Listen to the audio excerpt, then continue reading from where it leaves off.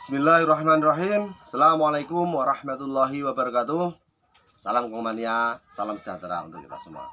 Oke teman-teman yang masih nonton setia channel saya ucapkan banyak terima kasih. Syukur alhamdulillah, semoga dengan Anda menonton video saya, Anda juga ikut antisipasi berjariah seperti yang saya bilang ya. Karena dana 10% dari penghasilan YouTube saya akan saya gunakan untuk bansos ya, untuk sekitar saya, warga sekitar sini saja yang membutuhkan. Oke teman, di kali ini saya mau membahas rentannya perkutut di musim yang ekstrim ya. Rentannya perkutut di musim ekstrim seperti ini ya. Ya, rentannya bagaimana?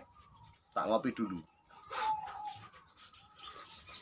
Jadi gini teman, ketika perkutut kita mengalami musim ekstrim, itu jangankan perkutut, kita saja yang ketika mengalami masa ekstrim akan mengalami perubahan suhu badan yang signifikan ya.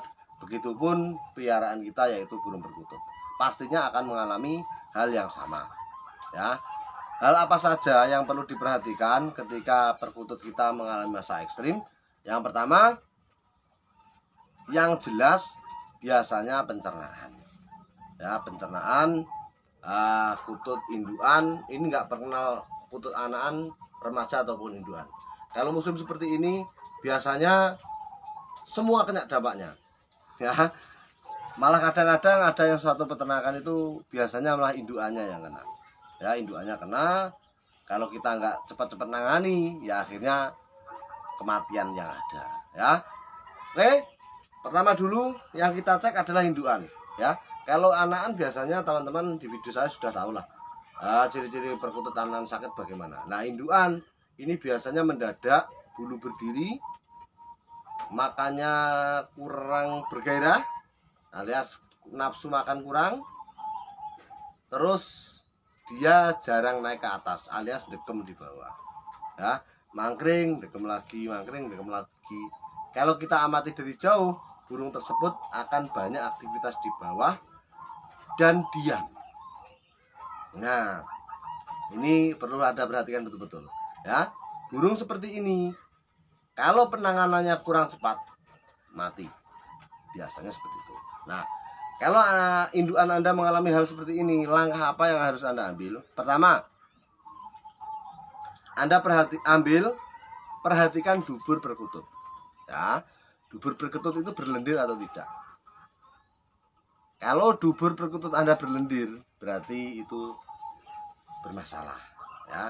Rata-rata yang bermasalah itu betina. Kalau perkutut Anda berlendir, ini ada dua hal yang harus Anda perhatikan. Pertama, memang saluran pencernaannya sakit ya, itu yang pertama. Nanti obatnya belakangan ya. Yang kedua, burung tersebut gegelen. Gegelen itu apa bahasa Indonesia? Bertelur nggak bisa itu ya, meskipun supitnya renggang karena cuaca yang kurang bagus, asupan makanan kurang bagus, akhirnya dia pun mengalami hal ini ya. Meskipun supit renggang, dia mau bertelur nggak bisa keluar. Ini permasalahan yang sangat perlu Anda perhatikan. Nah, untuk mengetahui perkutut itu telurnya nggak mau keluar, Anda bisa raba di atas tempat dubur ya, di perutnya ya, di bawah tulang dada, di atas supit ya, itu Anda pegang. Kalau di sana itu ada benjolan agak keras, berarti itu telur ya, berarti itu telur yang mau keluar, tetapi perkutut tersebut tidak mampu mengeluarkan telur tersebut. Langkah kita yang pertama ya, ini mengobati dulu. Kalau pencegahannya yang jelas nanti saya bilang pokoknya diresiki kabeh kandhane. Ini pengobatannya dulu.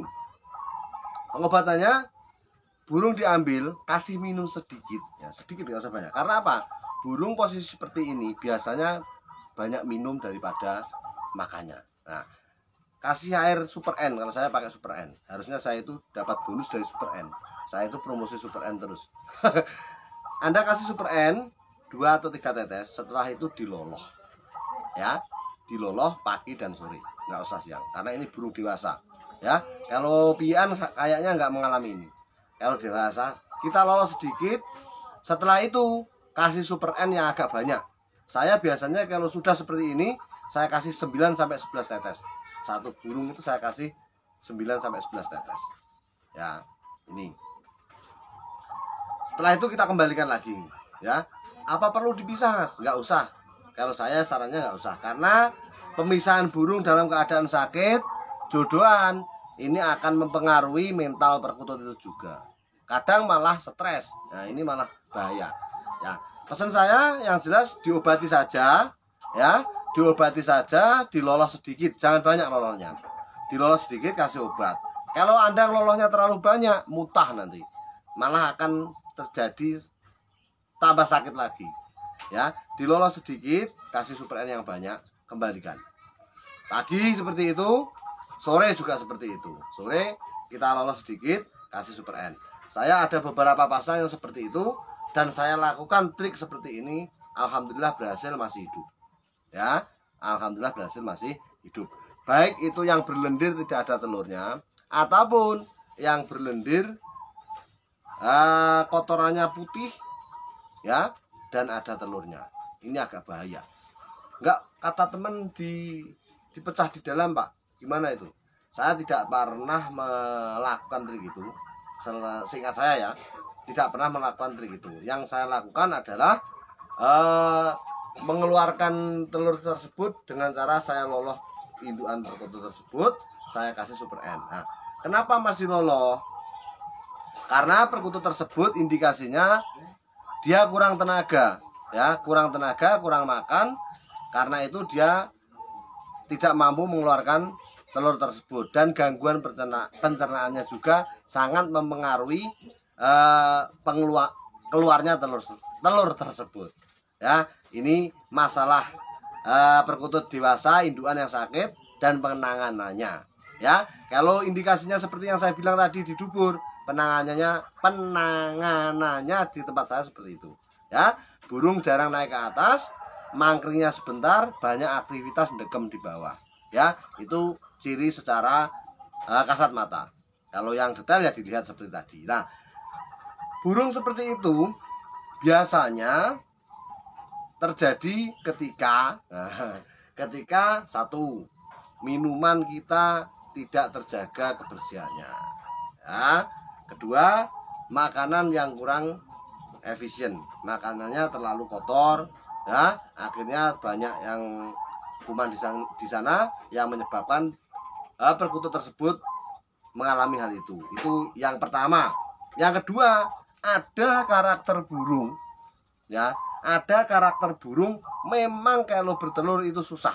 Saya punya satu pasang itu setiap mau bertelur pasti mengalami hal itu. Nah, perkutut semacam ini biasanya memang susah diternak.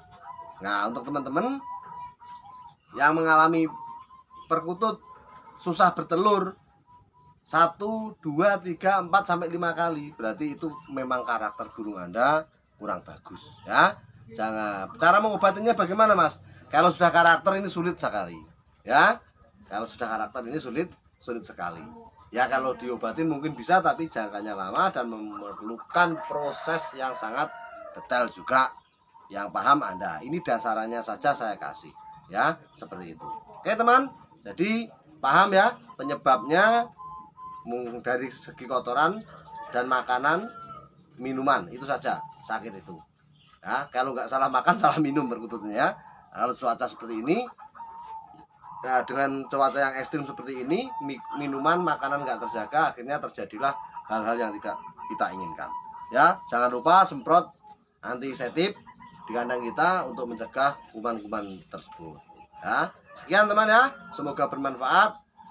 Lebih hati-hati ya, musim ekstrim seperti ini penyakit perkutut melanda peternakan.